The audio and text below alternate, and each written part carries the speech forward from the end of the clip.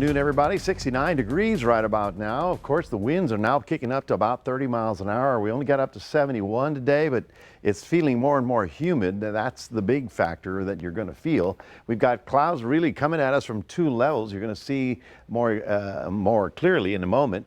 As the south wind kicks in, we get low-level cloud cover.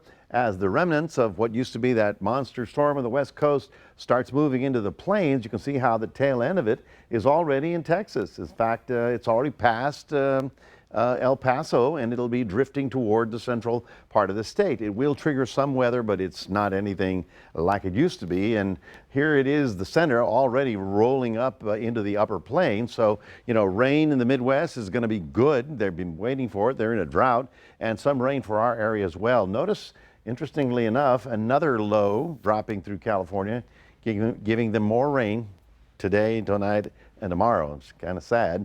All of a sudden, all of the southwest is rather showery today. We were getting rain showers, snow showers. Flagstaff got snow. They're getting snow in New Mexico as well. If you're a snow bunny and you want to go out there, you're going to have a nice little snowpack by the next week. Here we are in West Texas. You can see how shower activity has crossed El Paso and the mountains areas, and we're getting some rain already in the Panhandle. So that's part of this whole thing. For us, well, we still have the river warning for the Guadalupe River down toward Bloomington.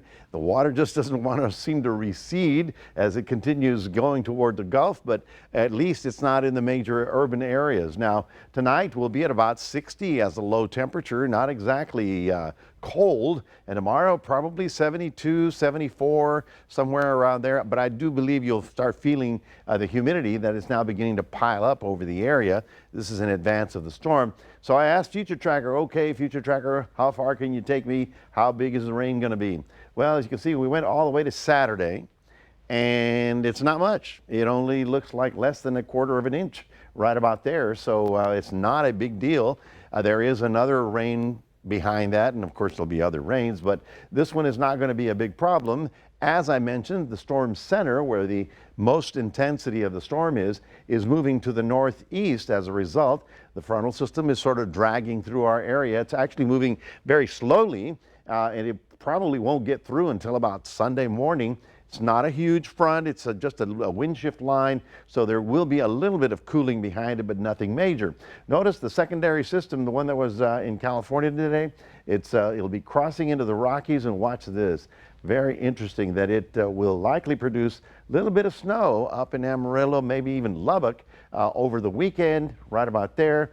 No, I don't think you're going to make a snowman, but because it's going to melt very quickly, but they're going to get that on Saturday and Sunday. So if you happen to have family up there, know they'll be dealing with that. Then after that, finally, we get a little bit of clearing, and things are going to look okay for a couple of days. So let's look at our forecast. Looking at Port Lavaca, cloudy, sprinkle or two early in the morning, but I wouldn't call it a shower. Getting up to about 71, 72, 72 in Cuero with cloudy skies. Again, the front is going to stall in in Texas, and then not get here until late Saturday night into Sunday morning.